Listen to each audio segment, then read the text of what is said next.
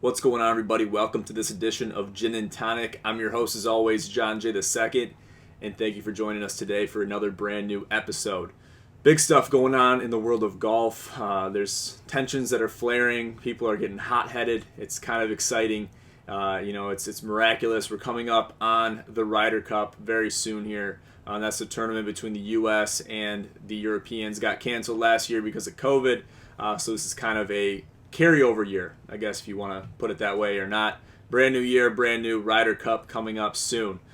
Really excited for this event. Big deal. It's a big deal between both countries. They battle it out and they make it happen. They basically make it happen.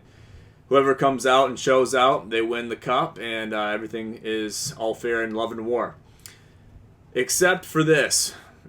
So, as you guys may know, in the PGA Championship, there's been interviews, there's been videos, there's been memes, there's been GIFs that have surfaced of Bryson DeChambeau and Brooks Koepka basically getting into a scuffle. They don't get in the scuffle on the video, and I'll play the video here shortly for you guys, but basically it's an interview of Brooks Koepka, and Bryson walks behind him. Maybe he mutters something, maybe he doesn't. Maybe it's the clacking of his metal spikes on the pavement that kind of gets Brooks going. And that's been the start of the entire feud that we've seen between these two individuals. And we've seen, little jabs here and there, both on social media and, elsewhere regarding this feud between these two individuals, these two professional golfers.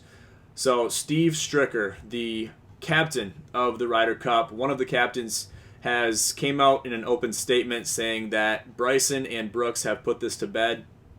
And that it's not going to be an issue going into the Ryder Cup as they are teammates in this event. So whether or not that's true or not, whether or not Steve is just showing face to the cameras and the reporters, I guess we'll find out. Brooks has came out and said that he is not putting this feud to bed. He is keeping it alive and well. He has brutal and fiery hatred within himself towards Bryson DeChambeau. And to have it stem from this, it kind of brings out some weakness from Brooks Koepka. At least, people look at him kind of as a macho man kind of guy. Probably takes 3 to 5 scoops of pre-workout before he hits the gym. I bet he skips leg days. We can't see his legs under his pants, so we can't really decide that or not. That's all speculation. But to see this feud kind of stem from that, especially when it's not even visible that Bryson said anything, it's kind of impressive. So take a look here. Didn't putt well, but I don't think many guys are going to putt well with this wind. It's very tough. I don't know what other guys have said, or I just felt it difficult to read. Sometimes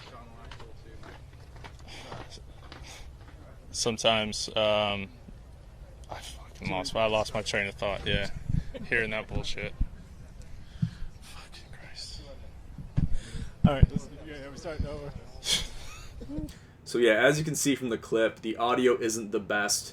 And you can't really hear everything. There's not boom mics within a 10-foot radius of Brooks Koepka to be able to capture this audio that we need to basically figure out what's going on. There's been multiple speculations on what's going on. There's even been a breakdown video from Mike Camerlengo, host of 60-Second Classics. Awesome guy, awesome content this guy makes. So check him out on Twitter. I'll put his description and his links in the description of this video, so you can check him out on your own time. But it's just really funny stuff, and he does this with movies and everything else, so it's really cool stuff that Mike's doing. But it's so funny to see how this feud has basically rose, and it's stayed and lingered, even going into the Ryder Cup. We're more than 2 months ago, or more than that even, was the PGA Championship when Phil and Brooks was right behind him, riding his coattails, taking second place in that championship where Phil won it. Obviously, we did a huge extravaganza video premiere on that. Crazy stuff to see this feud be alive and well even to this day, August 26th, 2021. It's crazy. And, some may say, is this good for the game of golf? Is a feud like this good for the game of golf? This rivalry between two individuals, now they're teammates in the Ryder Cup coming up soon. How is this going to affect the picture? How is this going to affect the landscape of the PGA Tour and everybody? So the beauty of golf is it's an individual sport. Very seldomly, the Ryder Cup is only one example of very few examples where you play golf as a team sport. So to see it mostly, for the most part, it's an individual sport, so we don't see this issue too much, but we can see how it can kind of pan out, and it rises, and it really gets the tempers flaring. And that's good for views, that's good for ratings, so I like that aspect of it, just to see that this is, this video that you guys just saw, that's what it stemmed from, kind of amazes me, kind of shocks me, but it is what it is, and, I got to let it be and let it ride. So really crazy shit, guys. And we got the Ryder Cup coming very soon, so I'm really excited for that. It's going to be a big event. We're going to make a big deal out of it with Soboleski hopefully hopping on a live stream and a podcast with us very soon to talk about odds and stuff. We're in the midst of the BMW Championship right now, so very exciting stuff, guys. But I'll wrap it up there. Make sure to stay posted to our social media channels, at Gin Promotions on Instagram and at Gin Pros on Twitter. And follow our link tree. It's in the description of every single one of our videos down below. Check it out. Stay posted with it. Stay posted to our website. And don't forget to share and like this video. Thank you guys so much for tuning into this edition of Gin and Tonic. I'm your host, as always, John J. II. Have a great night.